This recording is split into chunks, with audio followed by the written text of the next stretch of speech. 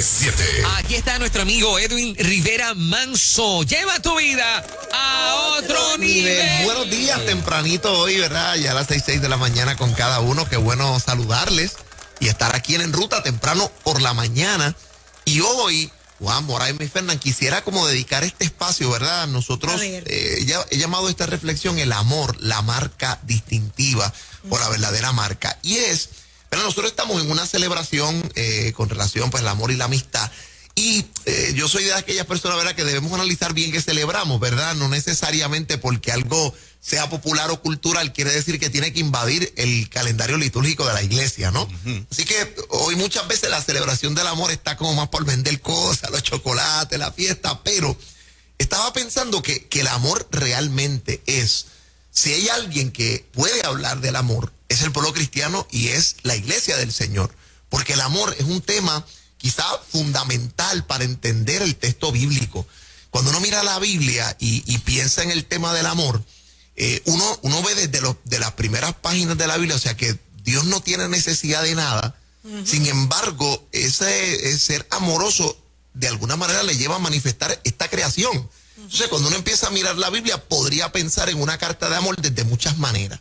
El Antiguo Testamento, por ejemplo, puedes ver el Pentateuco como ese Dios que crea, que quiere tener una relación personal con el ser humano, en el Éxodo, que le da mandamientos para que pueda vivir en orden. Si uno ve, por ejemplo, el tema de los profetas, uno no podría entender los profetas sin entender el amor de Dios. Por ejemplo, uno tiene un libro como Oseas, que Oseas se le da una misión interesante para poder ejemplificar que Dios es un Dios fiel, que ama los pactos y honra lo que ha dicho. Pues le manda a Oseas a casarse con una prostituta. Y entonces el profeta va y la gente dice, ¿pero qué es esto? ¿Pero qué ese soy yo? Yo soy un marido fiel que ha sido deshonrado por ustedes, pero estoy aquí todavía porque los amo. O sea, no podía entender eso. Ah, impresionante. O sea, los profetas tienen como unas asignaciones a veces raras, pero es ese proceso donde uno sigue viendo. Por ejemplo, no puede entender el libro de Cantares de los Cantares sin el tema del amor, que obviamente es de Salomón, la Sulamita. Pero los rabinos muy temprano entendieron que el texto tiene que ver más allá de solamente leerlo como algo alegórico, poético. También podría ser esa relación de amor entre Israel y su pueblo, y Dios y su pueblo, ¿no? Así que cuando tú miras esa perspectiva, uno no puede entender el amor. Y claro, obviamente cuando llega al Nuevo Testamento, llega al clímax. Porque entonces el amor se hace carne, sangre, se hace una persona, o se encarna. Entonces nosotros tenemos que, creo que hablar un poco más del amor. Y hay un texto en el Evangelio según San Juan, que Juan capítulo 13, 34, 35, dice así: este mandamiento nuevo, o este nuevo mandamiento les doy, que se amen los unos a los otros como yo los he amado, también ustedes deben amarse los unos a los otros. De este modo, todos sabrán que son mis discípulos si se aman los unos a los otros. Y por eso yo he titulado esta reflexión la marca distintiva. ¿Sabes? Lo que hace una marca es posiblemente, tiene una serie de características que si un logo es bueno, usted debería poder verlo a la distancia y decir, sin necesariamente mucho esfuerzo leer, dice, ese es tal compañía, ese es tal refresco, ese es tal ropa, ¿verdad? La marca, si es buena, pues tiene que convertirse en una marca distintiva. Y en este pasaje, yo creo que Jesús dejó claro cuál es la marca distintiva que debería identificarnos. Vuelvo y repito, de este modo, todos sabrán que son mis discípulos si se aman los unos a los otros. Y ahí es donde yo miro el Evangelio según San Juan, y el Evangelio según San Juan, o todos los escritos de Juan, porque Juan tiene, ¿verdad?, no solamente el Evangelio, están las 3 cartas y el libro de Revelación. El tema del amor atraviesa transversalmente todo el tema. Cuando digo transversalmente es que el tema del amor es fundamental para entender los escritos de Juan. Por ejemplo, yo no sé si ustedes se acuerdan una canción que todos quizás, o muchos de nosotros que nos criamos en la iglesia, aprendimos desde pequeños. A ver si se acuerdan. Ajá. A ver. Dios es amor, la Biblia lo dice. Dios es amor, vuelve y lo repite. Dios es amor, búscalo y verás En el capítulo 4, versículo 8, primera de Juan. En el capítulo 4, versículo 8, ¿Cómo primera de Juan. olvidarla? De la Biblia. Entonces, esa cancioncita, que dice Juan, primera de Juan, capítulo 4, versículo 8, que Dios es amor, no que Dios tiene, Dios es. O sea, los libros, si uno empieza a buscar, por ejemplo, cosas que ya me he dado cuenta más estudiando el texto a fondo, Juan usa un vocabulario bien amoroso. Cuando usted lee la primera epístola de Juan usa, por ejemplo, en griego palabras como tecnia, que es mi niño pequeño, o hijitos, que se traduce en español, o una palabra como agapetoi, que significa mis amados. Entonces, desde la redacción, les doy este nuevo mandamiento, la forma en que se aman unos a otros. Juan es el que dice, yo soy el buen pastor y mi vida doy por las ovejas, nadie me la quita, yo la pongo por ustedes que no son mis hermanos. O sea, Juan, el tema del amor, si hay un evangelio que lo destaca, exactamente, es mi Padre me ama, yo lo amo a él, el que me obedece, que guarda mis mandamientos será amado por mi Padre, yo lo amaré y me manifestaré a él. Entonces, el tema del amor es importante. ¿Y por qué estoy trayendo esto? Porque Jesús dice, les doy un nuevo mandamiento, que se amen los unos a los otros. Y ese mandamiento técnicamente no es nuevo. Cuando uno mira, por ejemplo, el texto de Levíticos 19:8, dice, no guardes rencor, ama a tus enemigos y ama a tu prójimo. O sea, técnicamente Jesús no está diciendo algo que no es que nunca hayan escuchado, pero sí está diciendo algo súper nuevo. Número 1, el único que puede dar mandamientos en la Biblia, ¿quién es? Dios. No hay nadie que pueda decir, yo les doy un nuevo mandamiento, sobre todo el entendimiento judío. Que tú digas, o sea, porque para un judío entender el tema del mandamiento, ¿a quién tiene en mente? Pues a Dios, y después de Dios a Moisés, que viene porque que trajo la ley porque se la escribió Dios con el dedo en una tabla.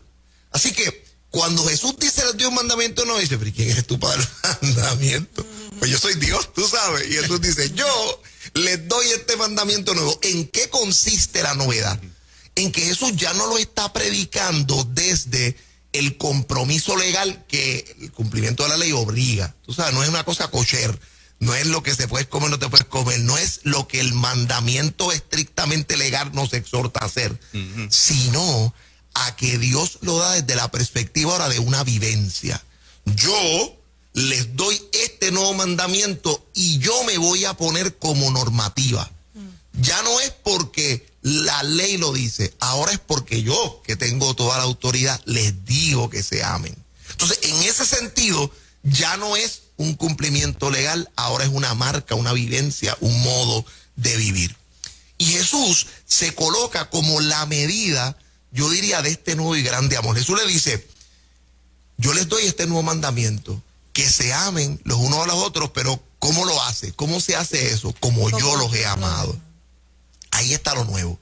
Ya Jesús no está entregando un texto legal, dice, como yo los amo, así es que ustedes deben amarse, y Jesús se pone de ejemplo, como decía.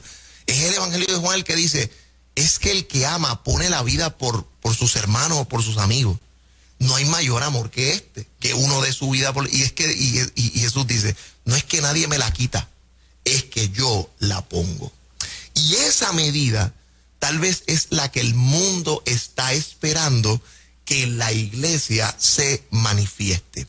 Un pensador que se llama Mahatma Gandhi, que todos lo conocemos, ¿verdad? Este hombre que inspiró también a un gran líder cristiano que fue Martin Luther King. Yo estuve el año pasado en Atlanta y tuve la oportunidad de ir al King Memorial, a todo este complejo. Hermoso. Que es extraordinario. Juan y Fernán, si un día están por Atlanta, tienen que ir al Martin Luther King Memorial Park, porque es todo un bloque. Está la iglesia pequeña de Benecer, donde su papá pastoreó, donde él pastoreó, pero está la iglesia nueva, está el museo, está toda la parte del parque pasivo, la fuente, o sea, una cosa, y lo que hay adentro te conmueve el corazón. Y Martin Luther King fue a India con su esposa en parte de su proyecto doctoral, cuando él estaba estudiando allá en el seminario ¿verdad? Haciendo su doctorado. Él encontró en Mahatma Gandhi y en su resistencia pacífica por la liberación ¿verdad? de India de los británicos, un modelo de lucha. Fue a estudiarlo y volvió a Estados Unidos y ahí implementó la resistencia pacífica de la desobediencia civil como una manera de presionar la lucha de afroamericana.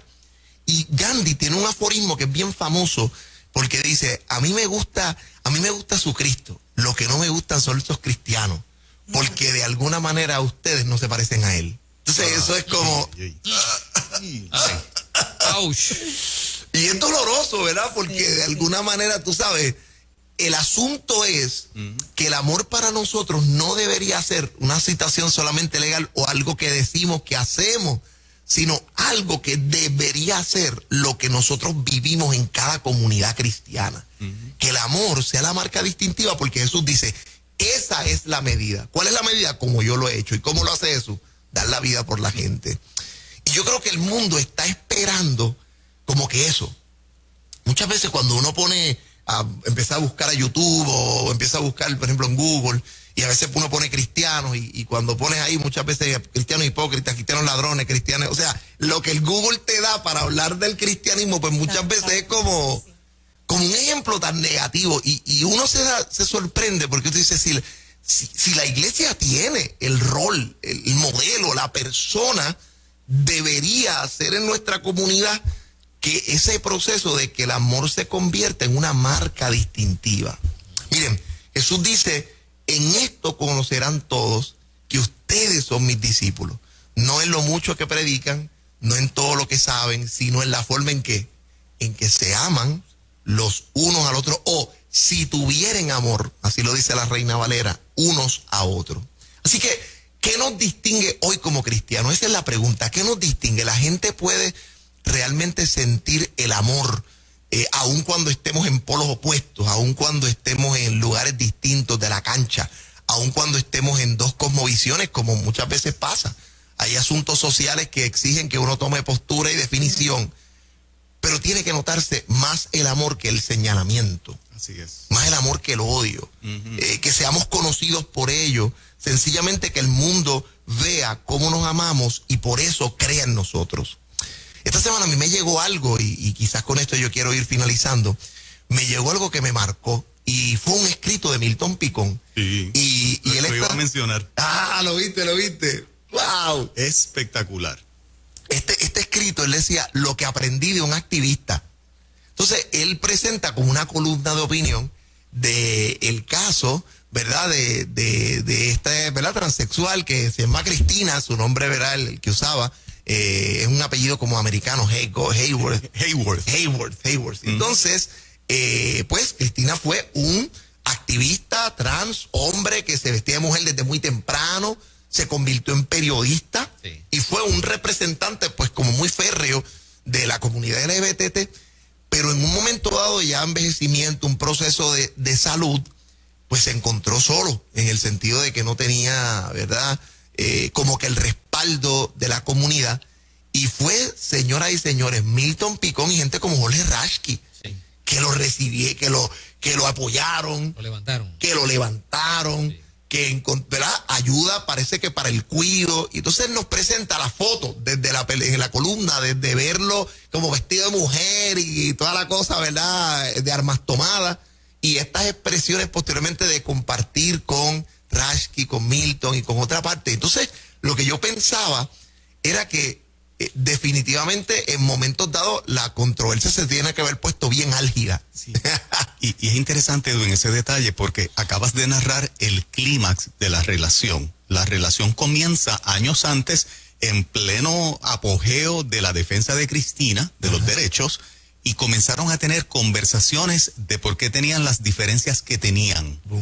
Antes de él no tener empleo, antes de tener una edad más adulta, ya conversaba con Milton Picón y con Jorge Rashki, que los mantenían los polos donde cada cual estaba. Así que se estableció una conversación de aparentes enemigos que lo primero que se dan cuenta es que hay algo que podemos conversar aunque tenemos diferencias. Se estableció una relación. Esa relación facilitó el que cuando fueron al rescate de él le abrió las puertas y permitió que lo ayudasen. Eso es espectacular. Wow. Una historia profunda. Demasiado. Y finalmente terminan ganándoselo para Cristo. Ganándoselo para Jesús. Qué cosa, el amor cambió todo. La gente sabe cuando veían en el día de clamor a un travesti en la plataforma, porque como periodista Rashki le permitía estar allí. Claro. Yo creo que mucha gente que nos está escuchando sabe de quién estamos hablando. Claro. Sí, su peinado era... Sí, Sí, porque es rubio, tú sabes, era Estaba en como- todos los reportajes como de televisión escandaloso. como un periodista más. Sí. Exacto. Y fue muy triste verlo luego, ¿verdad? Viviendo en una esquina. Sí. Sí. Y abandonado por la gente que él defendía. Claro, que por quien fue, ¿verdad? Una comunidad. La gente Fíjense, que él combatía fueron finalmente los que lo rescataron. Wow. qué cosa la experiencia, ¿verdad? Hay una frase, yo para Semana Santa va a salir un libro de reflexiones nuevo inspirado en el tema de la cruz. Y una de las frases que tengo es, Cristo venció, la cruz lo cambió todo.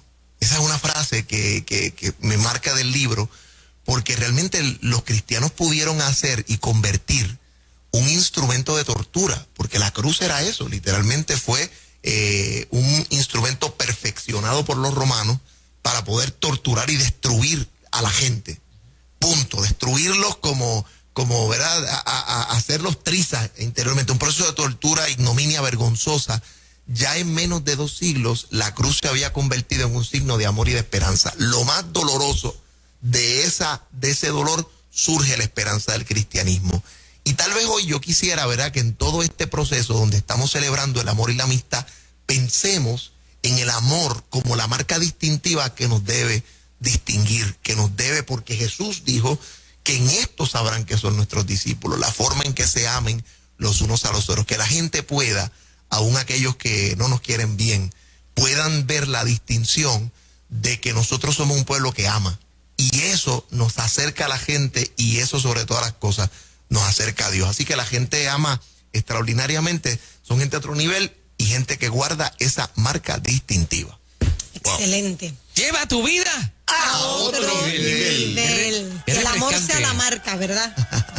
No, que qué refrescante tener a Edwin tan tempranito, arrancar Ay, la sí. mañana. sí. Y de hecho, Edwin está compartiendo otras responsabilidades de trabajo diario en un lugar donde él aceptó, ¿verdad?, trabajar. Ajá. Y a las 8:30, que es la hora normal donde lo teníamos, pues ya tiene que estar en esas labores. En esas labores. Por eso es que está arrancando, y de aquí en adelante arranca con nosotros a las 6 de la mañana. A las 6 de la mañana. Vamos a traer este tipo de reflexiones y temas, ¿verdad? Liderazgo, la palabra, escritura, porque aquí saben siempre que vamos de la escritura a la motivación y de ahí a tu corazón. Ahí Eso siempre es. andamos. Chévere. En Excelente. todas las redes sociales, Edwin Rivera. Todas las redes sociales de Edwin Rivera Manso, y les adelanto, mis queridos hermanos, oye, ya se abrió el tercer grupo de personas Qué para bien. el viaje, y ya vamos a estar teniendo, ¿verdad?, una iniciativa. Hay una fecha a final de este mes, la vamos a pulir ya en esta semana, donde vamos a tener una serie de reuniones virtuales, porque hay mucha gente llamando de Estados Unidos, de otros lugares como Brasil, otros sitios, que quieren unirse, pero quieren tener ese diálogo de qué está pasando. No pude ir a la reunión, no me puedo desplazar. Mira, yo estoy en Connecticut, Hartford, pero yo quiero más detalles. Pues vamos a proclamar una serie de reuniones virtuales. La primera va a ser a fin de mes, así que estamos preparando una plataforma, algo espectacular, para que más gente se monte, pero por favor hágalo pronto, porque ya abrimos el tercer grupo, y puede llamar a Pronto Travel al 798-6455, 798-6455, para que se monte en el crucero tras los pasos de Pablo y Jesús, doctor Magdiel Narváez, Samuel Pagán, este servidor, Ricardo Rodríguez, a través del Mediterráneo, Israel y Turquía. Edwin, muchas gracias. Voy a aprovechar para darle play a la promo para que la gente Ah, qué escuche el bueno. detalle. Qué bien. Un abrazo.